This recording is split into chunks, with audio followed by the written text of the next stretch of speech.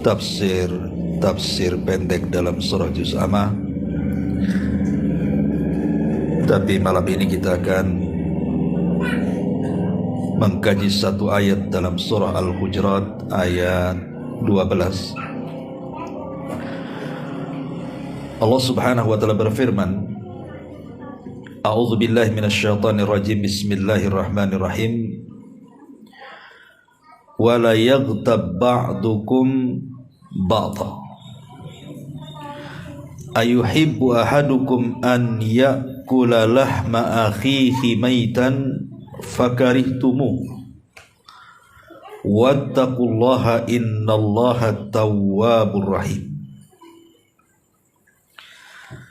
Dan janganlah sebagian kalian menggibah sebagian yang lainnya.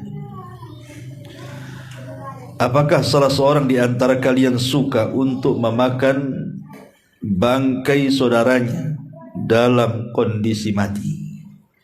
Tentu kalian tidak akan suka. Karenanya bertakwalah kepada Allah, karena Allah zat yang maha penerima tobat dan maha penyayang. Ayat ini, ma'asyiral muslimin yang dimuliakan Allah Azza wa Jalla,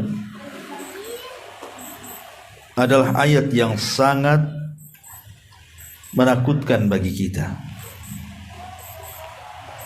Satu dosa yang termasuk afatul lisan, ketergelinciran lisan kita yang mengakibatkan kehancuran dunia kita dan akhirat kita. Apa itu? Dosa ghibah. Kenapa saya ingin membahas masalah ini? Walaupun ini masalah sederhana, banyak para ustadz membahasnya, tapi tidak mengapa, karena hampir di antara kita tidak lepas daripada ghibah. Saya, Anda, terutama ibu-ibu, sadar ataupun tidak, terkadang kita ghibah, membicarakan keburukan orang lain. Sebelum saya jabarkan, ada satu riwayat yang dihasankan oleh Syekh Nasiruddin Al-Albani rahimahullahu ta'ala dari Anas ibn Malik radhiyallahu anhu. Kebiasaan orang Arab apabila melakukan safar, maka mereka akan membantu satu dengan yang lainnya. Satu hari Nabi SAW, Umar dan Abu Bakar Siddiq radhiyallahu anhuma safar dan membawa dua orang budak. Kemudian ketika kelelahan, maka kemudian semua tertidur. Ketika itu Abu Bakar dan Umar terbangun. Kemudian salah satu keduanya mengatakan kepada pembantunya, budaknya, karena ketika itu belum bangun budaknya, maka keduanya mengatakan, innahu lana'u, sesungguhnya pembantu ini tukang tidur, suka tidur atau tukang tidur. Bangunkan dia, suruh datang kepada Nabi SAW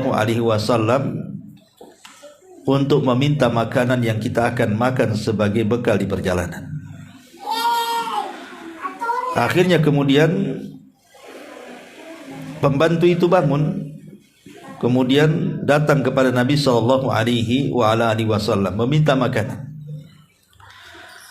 Kata Nabi SAW, katakan kepada Abu Bakar dan Umar, keduanya sudah makan. Akhirnya kemudian orang Arab Badui ini menjumpai Abu Bakar dan Umar, mengatakan, kata Rasul, kalian berdua sudah makan. Abu Bakar dan Umar heran, karena belum makan masalahnya. Kenapa Rasul mengatakan sudah makan? Pasti ada masalah nih. Akhirnya kemudian Abu Bakar dan Umar pun datang kepada Rasul dan mengatakan, wallahi ya Rasulullah, ma akalna syai'a. Rasul, kami belum makan. Kenapa kau katakan kepada pembantuku sudah makan? Kata Rasul, bahkan kalian sudah makan. Maka keduanya mengatakan bersumpah, wallahi ma akalna ya Rasulullah, demi Allah kami belum makan. Maka Rasulullah SAW mengatakan, bahkan kalian sudah memakan bangkai saudara kalian. Maka Abu Bakar mengatakan, kalau baru sadar dia, dan mengatakan, ya Rasul, kalau begitu maafkan kami. Kata Rasul, tidak, bahkan kalian berdua harus minta maaf kepada pembantu kalian. Bayangkan hanya ucapan keduanya kepada pembantunya, si tukang tidur, sudah dianggap ghibah. Kenapa? Karena dia tidur, tidak tahu. Kalau hanya ucapan si tukang tidur dan orang yang sedang tidur, dan memang dia tukang tidur, Nabi SAW marah kepada keduanya dan mengatakan, mintalah ampun kepada budak kalian, karena kalian sudah menggibahnya dan kalian memakan bangkainya. Bagaimana hari ini yang majlis-majlis kita ini kadang-kadang dipenuhi dengan ghibah, terutama majlis mama. Ghibah saja itu, dari awal majlis sampai akhir majlis. Seolah-olah ghibah itulah temanya. Ma'asyiral muslimin yang dimuliakan Allah Azza wa Jalla, ada seorang syekh bercerita. Jadi ada jenazah seorang wanita meninggal. Kemudian disuruhlah salah seorang untuk memandikan jenazah wanita itu. Tentu ya sesama perempuan kan itu. Tiba-tiba kemudian ketika dia memandikan jenazah itu, keluar bau busuk dan lidahnya keluar sampai ke dagunya. Dan tidak bisa dimasukkan lidahnya. Sudah bau, lidahnya keluar lagi sampai ke dagunya. Kemudian dilaporkan kepada sang alim yang hadir di situ. Apa yang harus dilakukan dengan lidahnya ini? Dimasukkan ke mulutnya tak bisa. Akhirnya kemudian Syekh berusaha bertanya, kok bisa? Sewaktu dia hidup lidahnya tidak seperti itu. Rupanya orang-orang di sekitar mengatakan, karena wanita itu ma'ruf, ratunya ghibah katanya. Terkadang Allah Subhanahu wa taala perlihatkan bagaimana azab di dunia. Orang yang ghibah saat kematiannya seperti itu. Naudzubillah. Makanya ibu jangan jadi ratu ghibah. Ya. Nanti lidahnya keluar saat mati pula. Ma'asyiral muslimin wal muslimat rahimani wa rahimakumullah. Bahkan satu hari Nabi SAW pernah bermimpi. Dalam mimpinya dijelaskan oleh Ibnu Abbas radhiyallahu anhuma, marra Nabi sallallahu alaihi wasallam, Nabi sallallahu alaihi wasallam kemudian lewat kepada sebuah kaum yang sedang diazab. Bagaimana azabnya? Azabnya bahwa orang itu memiliki kuku-kuku panjang dari tembaga, kemudian mencakar-cakar wajahnya sampai terkelupas daging dari tulangnya. Menakutkan dan mengerikan. Kemudian Nabi SAW mengatakan, mahadzat, kepada Jibril, siapa orang ini? Kenapa dia diazab seperti itu? Maka Nabi SAW mengatakan, itulah orang yang ketika di dunia suka menggibah. Maka itulah azabnya, mereka mencakar-cakar muka-muka mereka sehingga terkelupas daging dari tulangnya. Dari sini kita tahu bahwa ghibah ini bukan perkara ringan, bahkan termasuk daripada dosa-dosa besar. Terkadang kalau kita melihat ada tetangga yang membunuh dengan cara sadis, memutilasi, kita mencaci maki orang itu. Sadis sekali dia, jahat sekali dia, bengis sekali dia. Tapi ketika mungkin istri antum sedang menggibah orang lain, antum diam saja. Bukankah dosa ghibah dengan membunuh sama saja? Sama-sama dosa besar. Makanya Imam Zahabi rahimahullah dalam kitabnya Al-Kabair memasukkan ghibah itu termasuk minal kabair, dosa besar. Apa bedanya? Itu dosa besar. Dosa besar yang kadang-kadang kita tidak tahu itu dosa besar. Dosa yang tidak sadar orang sedang melakukan dosa besar itu ya ghibah itu. Ghibah itu tidak mesti dengan ucapan. Ghibah itu bisa dengan rumus, dengan isyarat, walaupun tidak ngomong. Kalau dalam rangka merendahkan orang lain. Seperti yang terjadi kepada Aisyah Ummul Mukminin radhiyallahu anha, dia cemburu dengan Safiyah. Safiyah madunya. Karena Safiyah itu cantik, masalahnya pendek. Aisyah merasa tinggi. Kemudian dia mengisyaratkan dengan tangannya, ya Rasul hasbuka an Safiyata kada wa kada. Rasul cukuplah Safiyah begini-begini. Hanya mengisyaratkan tangannya, Safiyah itu pendek, aku tinggi loh. Tapi tidak ngomong. Hanya mengisyaratkan dengan tangannya. Tapi Nabi SAW menganggap itu ghibah. Dan mengatakan kepada Aisyah radhiyallahu anha, ya Aisyah, laqad qulti kalimatan law mujizat bihal bahru lamazazathu. Wahai Aisyah, engkau sudah mengucapkan satu kalimat yang kalau satu kalimat itu dilempar kepada seluruh air lautan, niscaya akan mencemari seluruh air lautan. Padahal satu kota Batam, kalau seandainya melempar sampah ke lautan, belum tentu satu lautan itu tercemari. Ya mungkin laut sekitar Batam saja yang tercemari. Tapi satu kalimat ghibah bisa mencemari seluruh air lautan. Dahsyatnya itu akan dosa ghibah itu. Sufyan Ats-Tsauri rahimahullahu ta'ala ketika menyebutkan persoalan ghibah dalam Al-Quran, ghibah di dalam Quran itu disebutkan 3 macam ya. Ada dalam bentuk ghibah, ada dalam bentuk dusta, dan ada yang dalam bentuk al-ifku. Apa itu? Pertama, ghibah. Ghibah ma'ruf. Ghibah itu menyebutkan saudara kita dari keburukannya yang kalau dia dengar dia tidak suka. Kita menyebutkan sesuatu tentang saudara kita, dan umumnya biasanya keburukan. Kalau dia dengar dia nggak suka, itulah ghibah. Kalau dusta itu di kita menyebutkan sesuatu yang tidak ada pada saudara kita, kita ceritakan. Itu ghibah juga, tapi plus dusta. Kalau ghibah kan memang betul-betul ada pada dia. Ya, betul-betul ada pada dia. Seperti tadi kisahnya Abu Bakar kan, memang budaknya itu tukang tidur. Sehingga kemudian dikatakan fa innahu lanaum, orang itu tukang tidur. Memang betul tukang tidur kan, tapi itu dianggap ghibah. Ghibah itu menceritakan sesuatu yang memang ada pada dia. Tapi kalau dia dengar gak suka, itu namanya ghibah. Tapi ada yang ghibah plus dusta. Kita menceritakan orang lain padahal tidak ada pada diri dia, kita ceritakan pada orang. Itu 2 kuadrat tuh dosanya. Ghibah, dusta lagi dalamnya. Ada namanya al-ifku, ini parah lagi.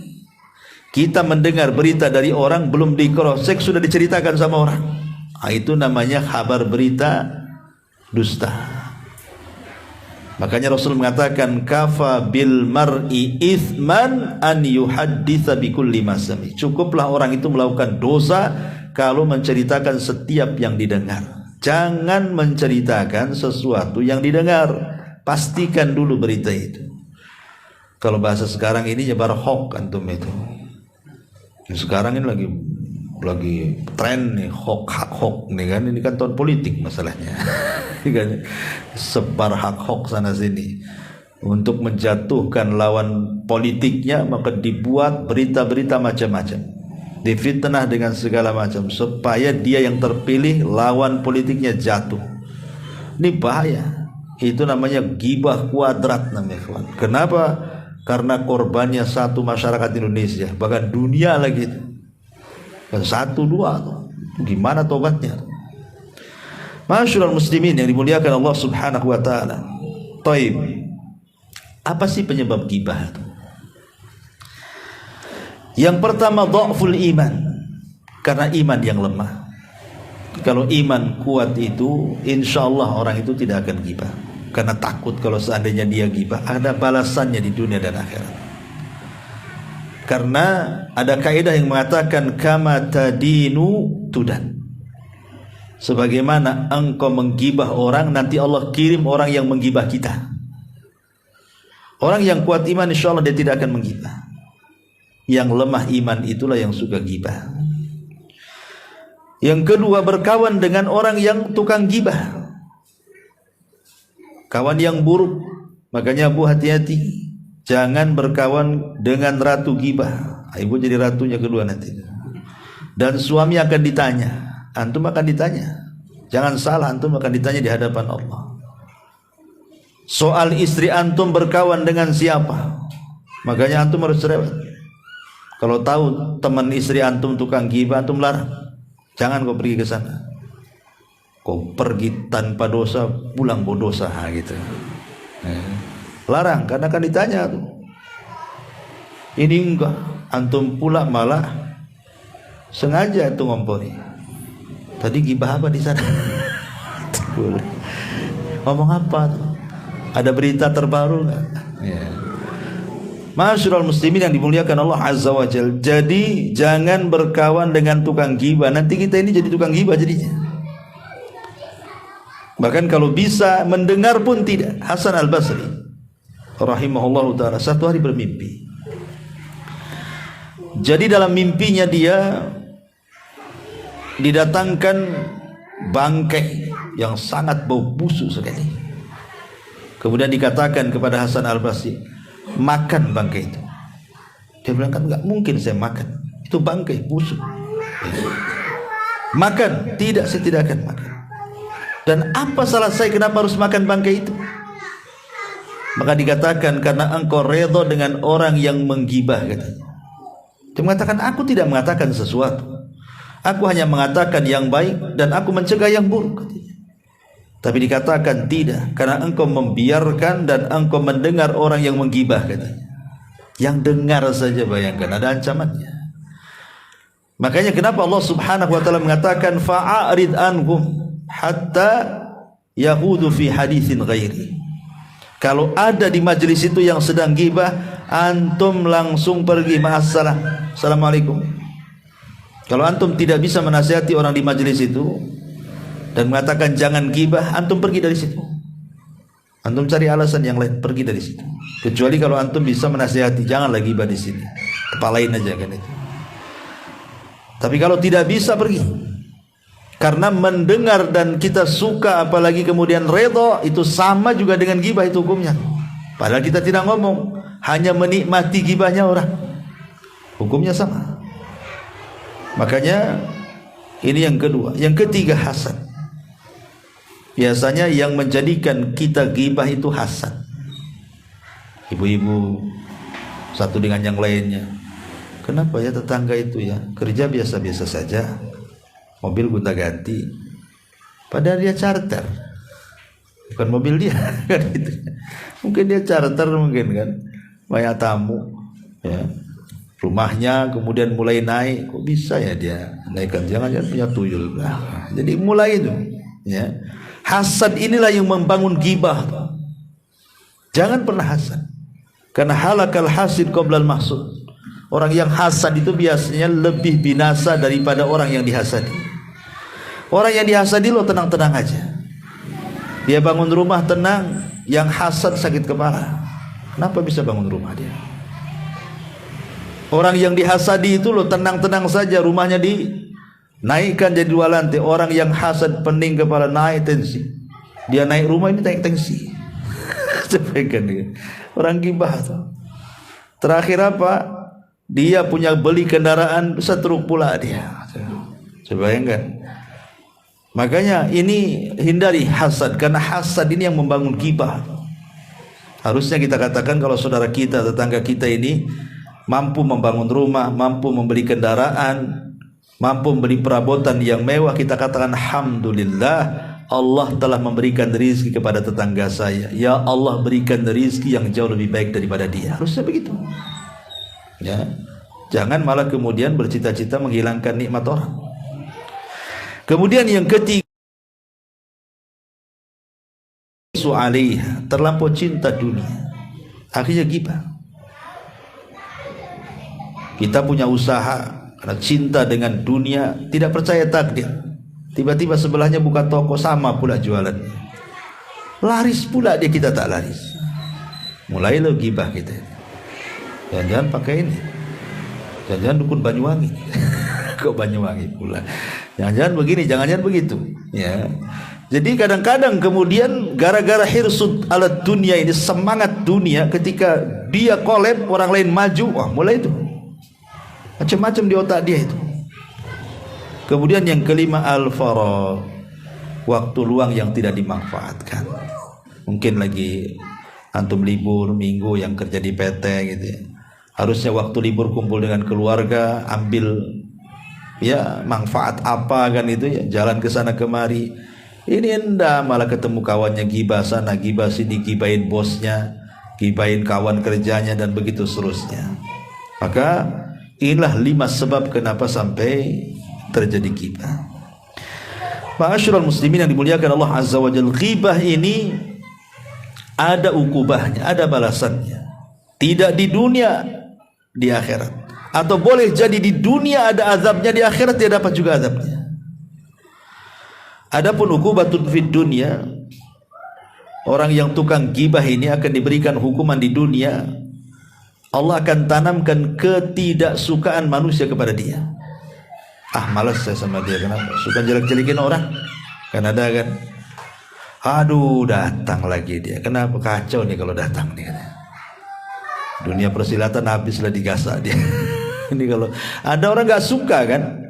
Tidak semua orang suka. Ya. Kemudian juga azab di dunia ini terkadang orang yang suka ghibah itu, ikhwatu fiddin, nanti akan didatangkan orang yang ghibah sama dia. Dia tidak sadar saja dia sedang asik menggibahi orang. Rupanya dia sedang digibahi orang, lebih dahsyat gibahnya orang kepada dia dibandingkan dia menggibahi orang lain. Karena seperti itu hukuman orang zalim. Ghibah kan bagian zalim ya, kezaliman. Allah Subhanahu wa taala berfirman dalam surah An-Nur ayat 19, innal ladzina yuhibbuna an tashi'al fahishatu fil ladzina amanu lahum adzabun alim fid dunya wal akhirah. Sesungguhnya orang-orang yang suka menyebar keburukan terhadap orang-orang yang beriman di tengah-tengah manusia, maka akan datang azab bagi mereka yang pedih di dunia dan azab yang pedih bagi mereka di akhirat. Bahkan Nabi SAW satu hari berkumpul dengan para sahabatnya, tiba-tiba tercium bau busuk, bau sekali. Tidak ada bangkai, ya nggak ada kotoran, pokoknya nggak ada, tiba-tiba bau muncul gitu saja, dicium oleh Rasul. Sahabat bingung, ini bau apa nih? Bau busuk sekali. Jadi Nabi SAW bertanya kepada para sahabat, tahukah kamu ini ro'ihah, ini bau apa nih? Sahabat karena tidak ada bangkai, kalau ada bangkai tentu ngomong ada bangkai di sana Rasul. Oh ada kotoran di sana wahai Rasul. Ini nggak ada yang menyebabkan munculnya bau busuk. Sahabat bertanya, Rasul mengatakan bau-bau apa ini? Sahabat mengatakan Allah dan Rasul yang tahu. Maka Rasul mengatakan ini adalah bau busuk yang Allah tampakkan dari orang-orang yang suka ghibah. Saya bayangkan, orang yang suka ghibah itu dimunculkan baunya oleh Allah Azza wa Jalla. Padahal tidak ada dosa yang punya ada bau kan. Kalau setiap dosa ada bau ikhwan, nggak ada orang duduk di samping orang itu. Karena kita berbuat dosa semua. Tapi khusus dosa ghibah Allah Subhanahu wa taala munculkan baunya. Kan ngeri. Ya. Maka salah satu penyelamat ghibah itu kata Jabir bin Abdullah radhiyallahu anhu, lisan, tahan lisan. Kata Abdullah bin Mas'ud radhiyallahu anhuma, tidak ada sesuatu yang harus lebih dipenjarakan dari anggota dari dosanya. Ya. Adapun di akhirat sudah jelas, ghibah ini merontokkan semua kebaikan kita. Ingat hadis muflis, hadis yang bangkrut pada hari kiamat. Dia datang kepada Allah membawa pahala solat, pahala puasa, pahala zakat, semua pahala dia borong.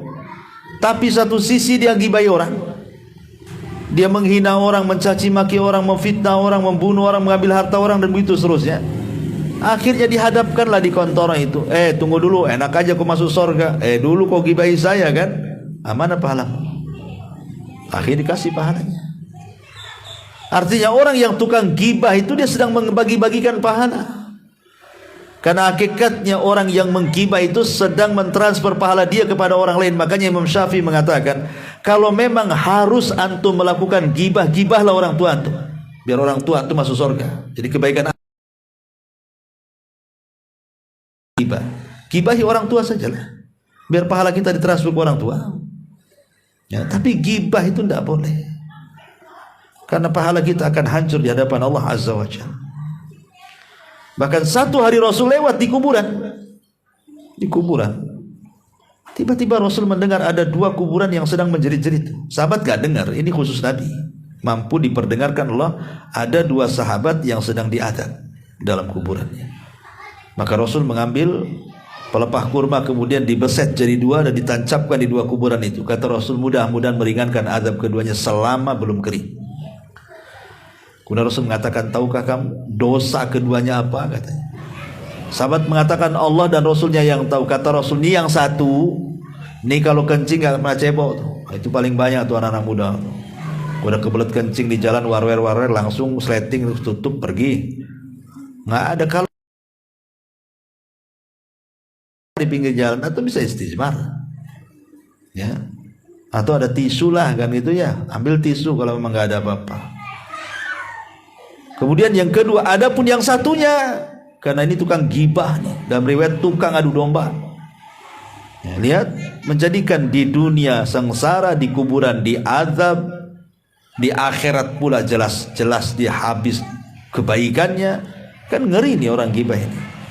Hampir di 3 tempat dia mendapatkan azab, di dunia, di kubur, dan di akhirat. Belum lagi di neraka nanti. Ya. Jadi dosa ghibah ini ngeri sampai Allah mengatakan wailun likulli humazati lumazah. Bayangkan diancam dengan wail. Wail itu kan satu lembah dalam jahanam yang sangat dalam, yang sangat busuk, yang sangat mengerikan, dan nanah dan darah masuk ke lembah itu.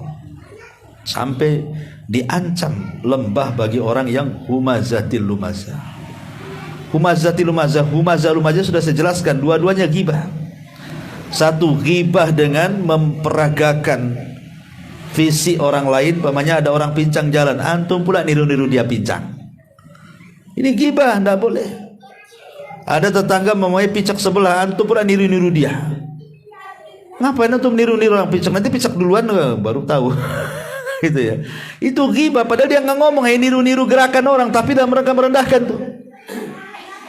Ataupun langsung dengan ucapan lagi. Nah, ini kan bahaya. Itulah disebut humazah lumazah.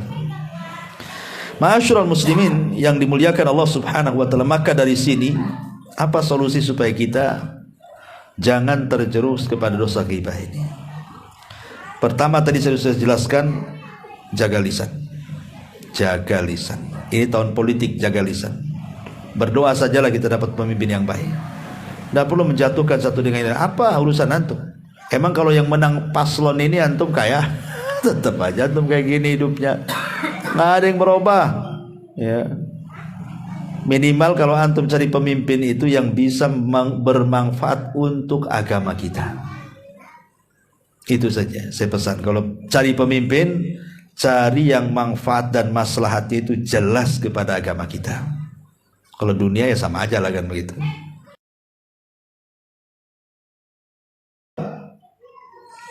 Kata para ulama, berusaha untuk at-taubatan nasuha. Taubat dengan betul-betul taubat. Cara taubat dengan betul-betul taubat apa? Datang kepada orang yang antum gibahi, minta maaf. Tapi kalau seandainya orang yang digibahi itu, kalau kita terus terang kemudian dia akan mendatangkan keburukan kepada kita, ulama mengatakan tidak perlu. Jadi namanya kalau orangnya berakal nih, yang kita gibah berakal orangnya, kalau kita datang insya Allah dia maafkan.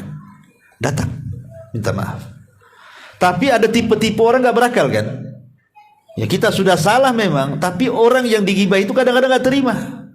Akhirnya gara-gara kita terus terang dia menggibahi dia, akhirnya dia emosi, akhirnya memutus silaturahim dengan kita, tidak mau negor dengan kita, akhirnya pindah rumah pula kan gitu kan. Kan madaratnya lebih besar tuh. Kalau memang dengan seperti itu kita mau minta maaf, tapi madaratnya akan lebih besar daripada gibah kita, maka cukup antum beristighfar, mintakan ampun dosa-dosa saudara kita. Kita beristighfar dan kita minta dosa dia juga diampuni. Yang kedua, yang tadinya kita memburuk-burukan dia, kita ngomong baik tentang dia. Ya, citranya itu dipulihkan. Dulu kita merontokkan citranya, kita bangkitkan. Ya, jadi sebutkan kebaikan dia terus. Terus minta kepada Allah Azza wa Jalla. Tapi kalau dia memang orang berakal, terus datang. Minta maafnya, minta maafnya, minta maafnya. Harus bagaimana lagi saya sudah minta maaf sama antum, kok antum gak memaafkan. Besoknya lagi datang lagi sampai dia memaafkan. Kalau yang berakal kan itu. Kalau enggak ya tadi saya katakan tidak usah.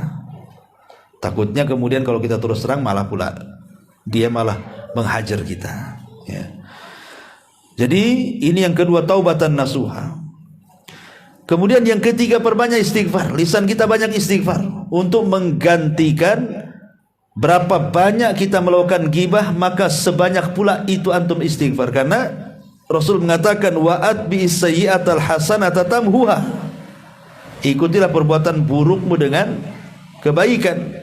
Kalau kita ghibah 1 jam, istighfar 1 jam. Ghibah dari pagi sampai sore, istighfar dari pagi sampai sore. Imbangi itu istighfar dengan ghibahnya. Ya. Kemudian juga kalau bisa an yatadzakkar uqubatal ghibah wan namimah indallahi azza wajalla. Cobalah sebelum kita ini ghibah itu, ingatlah bahwa ghibah itu tadi mendatangkan kesengsaraan dunia, kuburan, akhirat, neraka, supaya tidak jadi. Ya, nggak jadi ghibah. Kalau sudah ingat dosa, ingat ancaman kan, mikir dia 2 kali. Kemudian juga hindari jangan lama-lama berkumpul dengan manusia. Seperlunya saja. Kalau memang urusan kita sudah selesai, sudah pulang. Ibu nih ada undangan arisan, sudah dikocok siapa pemenangnya, sudahlah balik. Ya, ngapain pula lama-lama di situ? Awalnya ngocok-ngocok itu kan, nomor terakhir ngocok-ngocok tetangganya. Nah, mulai itu dikocok-kocok tetangganya. Ini kan mulai ghibah tuh. Ya. Kadang-kadang ibu ini mungkin kalau laki-laki jarang ya ghibahnya lebih parah laki-laki sih. Cuman maksudnya yang banyak ghibah itu perempuan yang aneh emang. Dia selalu komentar. Ini ada orang jalan nih. Kita kan biasa saja lewat orang jalan kan. Ada orang jalan depan kita nggak kenal atau apa. Mungkin laki-laki itu nggak peduli. Jalan kayak apa nggak peduli. Tapi kalau ibu-ibu itu peduli tuh. Peduli mereka. Udah jalan. Apa dia jalan kayak gitu? Terserah dia lah jalan dia kayak gitu. Kenapa kurang dikomentari? Kan ghibah. Kok orang itu aneh rambutnya? Lah ngapain pula komentar rambut orang? Gak cocok lah. Kenapa kok bajunya hitam pula?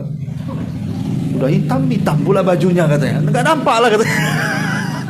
Janganlah Bu. Jadi jangan suka komentar orang jalan. Biarkan orang jalan itu. Nanti ibu kalau jalan dikomentari orang kan gak suka juga. Jadi kadang-kadang ghibah ini sesuatu yang tidak sadar kita. Padahal kita sedang melakukan dosa besar itu. Awalnya duduk-duduk tak punya dosa, komentari orang jadi punya dosa jadinya. Lah kalau seandainya kita kenal orang yang komentari itu, bisa kita datang ke rumahnya. Lah orang gak kenal kita komentari, kemudian kita mau minta maaf kemana, kita rumahnya udah tahu. Nah, ini kan bahaya namanya. Sementara kita ini mudah lupa. Minggu kemarin ghibah, kita hari ini lupa apakah sudah ghibah atau enggak. Itu masalahnya. Makanya jangan kalau sudah selesai urusan pergi. Ya. Saya tuh punya guru namanya Syekh Muhammad Said di Yaman tuh. Masya Allah, dia turunan Habib. Ya, bahasa dia turunan Nabi lah di sana. Syekh Muhammad Said Al-Adni. Itu istrinya terkenal tuh. Sangat baik akhlaknya. Salah satunya apa? Tidak suka kumpul dengan majelis akhwat. Kalau ada yang mulai ngomong ghibah, langsung cabut. Ya, kayak gitu Bu. Kalau sudah mulai ngomongin orang tuh, langsung pergi Bu. Tinggalkan dia, biar dia ghibah sama karpet aja itu. Ya kan? Dia ghibah sendirian. Jangan ada lawan. Ya, jadi ini juga yang harus dipahami. Kemudian juga selain daripada itu, istish'ar bimuraqabatillah. Hadirkan muraqabah, bahwa setiap ucapan kita itu dicatat raqib dan atid.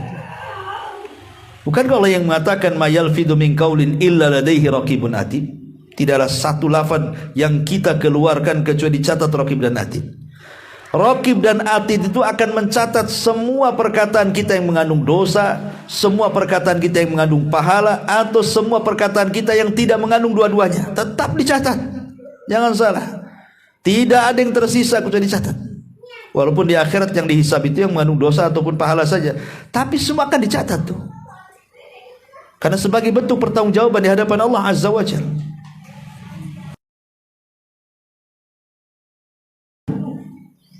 Itu saja dicatat. Imam Ahmad ibn Hanbal rahimahullahu ta'ala ketika detik-detik sakaratul maut itu, dia merasakan sakit sehingga dia mengerung. Aduh. Murid di sebelahnya mengingatkan, ya Imam, innal anin kalimah wal kalimatu yuktab wal kalimatu tuktab. Wahai Imam, anin itu kalimat kan, dan kalimat itu kan dicatat Raqib dan Atid. Langsung diam Imam Ahmad. Diam. Luar biasa. Takut kalau erungan dia itu dicatat, dan itu bagian daripada tidak menerima takdir Allah. Diam. Oh, kalau kita menjadi jerit ya, jerit-jerit kita ini, udah jerit-jerit dimarahi pula istri kita. Gak becus kau ngerawat aku. Gitu. Allah pula disalah-salahkan. Ya, kenapa aku aja yang sakit? Kenapa tetangga sehat-sehat saja? Harusnya bersyukurlah kalau sakit, karena sakit itu kan menggugurkan dosa kan. Hanya tetangga itu dibiarkan sehat itu banyak dosanya. Karena terkadang ya musibah itu kan karena cintanya Allah kepada kita sebenarnya. Kalau kita paham itu, untuk menguji tentang kebenaran iman kita dan kedustaan iman kita, makanya diuji supaya betul-betul tahu kualitas iman kita di hadapan Allah. Ya. Kemudian juga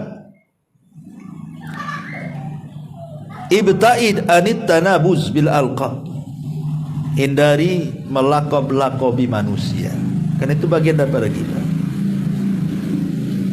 Dan ini masyhur di masyarakat loh, aneh kadang-kadang ya, di masyarakat ini ada orang kadang namanya bagus dijelek-jelekin, ya kan? Namanya bagus dijelek-jelekin.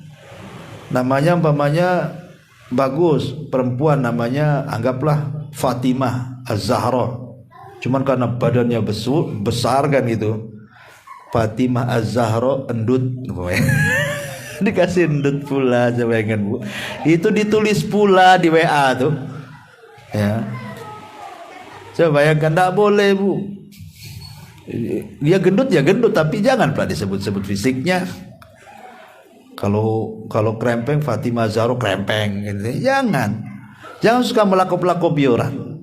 Dia gendut, dia krempeng, dia tinggi, dia pendek, dia hitam, dia pesek, dia mancung, itu sudah kehendak Allah. Allah menciptakan manusia itulah sebaik mungkin. Laqad khalaqnal insana fi ahsani taqwim. Jangan dikomentari fisik manusia. Karena mengomentari fisik manusia itu hakikatnya mengomentari zat yang menciptakan fisik manusia, Allah. Kalau kita menghina fisik manusia itu hakikatnya menghina Allah yang telah membuat fisik manusia, itu masalahnya. Dan ini bahaya. Ya. Jangankan mencela fisik manusia, mencela waktu saja sama dengan mencela Allah. Kata Rasulullah, tasubbud dahra fa inna ma ana dahrun. Allah berfirman hadis qudsi, jangan cela waktu, akulah yang membolak-balikan waktu. Semua waktu itu baik, semua hari, bulan, tahun baik. Kalau mencela waktu saja tidak boleh, apalagi mencela fisik orang, itu ghibah namanya. Maka hindari melakop-lakopi orang. Hindari. Ya, karena ini banyak di masyarakat, Masya Allah. Saya ngeri kadang-kadang. Kalau masyarakat melakop-lakop orang itu luar biasa. Ya. Kemudian juga haris ala maslahatil muslimin, katahdzir minasyarri bin nusi wal irsyad. Berusaha untuk memperbaiki kaum muslimin dengan cara mentahdir, memperingatkan untuk tidak berbuat buruk, menasihati dan begitu seterusnya. Jadi kalau memang ada orang ghibah, kalau bisa nasihati. Dan jangan lupa kalau kita sudah bermajelis, namanya majelis kumpul-kumpul orang ya, ngobrol satu dengan yang lain, itu terkadang tanpa sadar kita menggibai orang kan.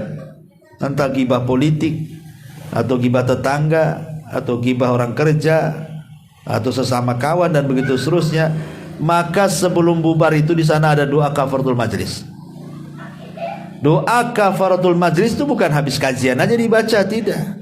Pokoknya antum kumpul-kumpul di mana saja, berdua, bertiga, berempat, atau kumpul peguyuban, entah paguyuban siapa kumpul gitu kan. Kalau di Batam kan banyak tuh paguyuban Padang, paguyuban Palembang, paguyuban apa ya kan, Jawa. Kadang-kadang kumpul kawan-kawannya gibah sana sini. Sebelum pulang itu doa kafaratul majlis, subhanakallahumma bihamdika asyhadu an la ilaha illa anta astaghfiruka wa atubu ilaik. Karena disebut doa kafarah itu supaya mengkafarohi dosa kita di situ. Supaya kita datang ke majelis itu tidak bawa dosa, pulang pula tak bawa dosa. Minimalnya jangan bawa dosa lah. Jangan datang tak bawa dosa, pulang bawa dosa. Jadi penting juga kafaratul majelis itu. Adapun pengobatan secara serius adalah pertama bertakwa, takut kepada Allah. Yang kedua, jangan sibukkan mengurus aib orang, sibukkan aib diri sendiri. Kadang aneh kita ini, kita lu banyak aibnya, sibuk pula aib orang dibongkar-bongkar. Ikhwan, Allah subhanahu wa ta'ala memuliakan kita itu karena Allah nutup aib kita.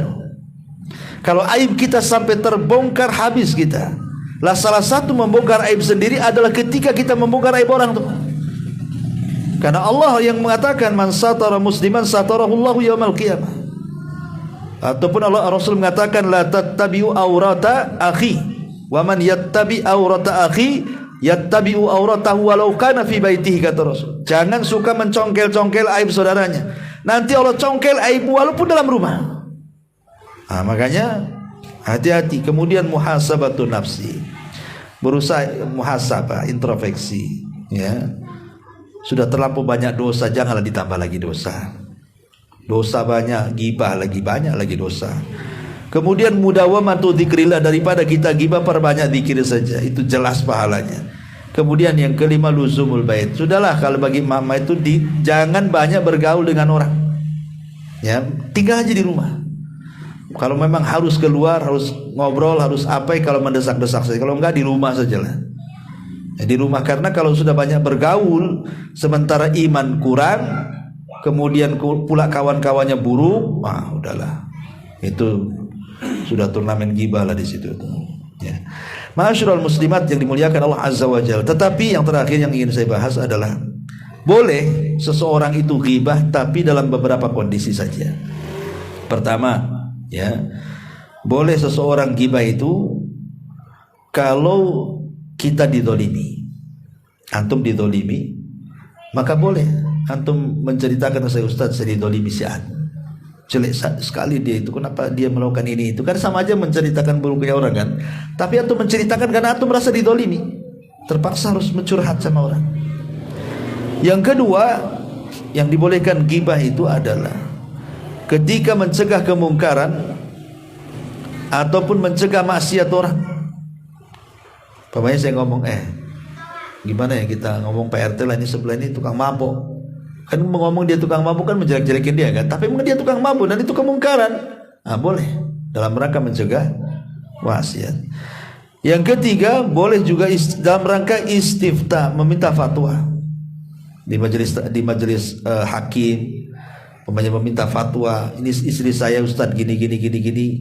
Kan diceritakan keburukannya, tapi minta fatwa ya untuk supaya kebaikan keluarganya. Kemudian yang keempat, dalam rangka menasihati, mungkin dia ahli bid'ah yang menyesatkan orang gitu ya, ataupun dia orang fasik yang jahat, suka ngerampok dan begitu seterusnya, maka kita boleh menggibai dia untuk menghindarkan orang dari dia. Jangan berkawan dengan dia, sesat kamu. Jangan berkawan dia, jadi maling, itu maling itu dia itu. Gitu ya, boleh ya. Kemudian yang kelima, boleh kita ini menggibahi kalau dalam rangka mencari alamat dan antum tidak bisa membedakan satu dengan yang lain karena banyaknya nama yang sama. Antum nyari nama Pak Udin di perumahan ini, ada 10 pula nama Pak Udin di sini. Pak Udin yang mana? Banyak kali di sini Pak Udin. Itu loh yang pesek. Terpaksa lah kita harus kasih tahu kan, supaya tahu, oh yang pesek itu Udin pesek itu situ, kan. Boleh kalau dalam rangka ta'rif tadi, karena Udinnya banyak pusing jadinya kan, terpaksalah ciri-cirinya dikasih tahu. Itu boleh dalam rangka li ta'rif namanya. Ditakrif itu untuk mengenal ya. Kalau nggak mengenal ya gimana pula kan gitu. Kita tidak tahu ya. Asyrul muslimat yang dimuliakan Allah Subhanahu wa taala, ini diantara ghibah-ghibah yang dibolehkan. Tapi secara umum ghibah itu dilarang. Ya, ghibah itu dilarang, dan sebisa mungkin, karena ghibah ini kan afatul lisan, hal yang sangat membahayakan dari lisan. Hampir semua orang itu melakukan ghibah. Maka kita berlindung kepada Allah Azza wa Jalla agar lisan kita dijaga untuk tidak menggibah, karena ghibah ini bisa menghancurkan kebaikan kita yang sudah kita kumpulkan dari sholat, puasa, zakat, sedekah, dan yang semacamnya. Rugi kalau seandainya amilatun nasibah tasla naran hamiyah. Lelah letih kita beramal saleh, di akhirat habis pahala kita, masuk pula kita neraka. Wallahu a'lam bishawab. Ini yang bisa sampaikan ya, mudah-mudahan ada manfaatnya. Subhanakallahumma bihamdika asyhadu an la ilaha illa anta astaghfiruka wa atubu ilaik. Allahu ta'ala alam. Assalamualaikum warahmatullahi wabarakatuh.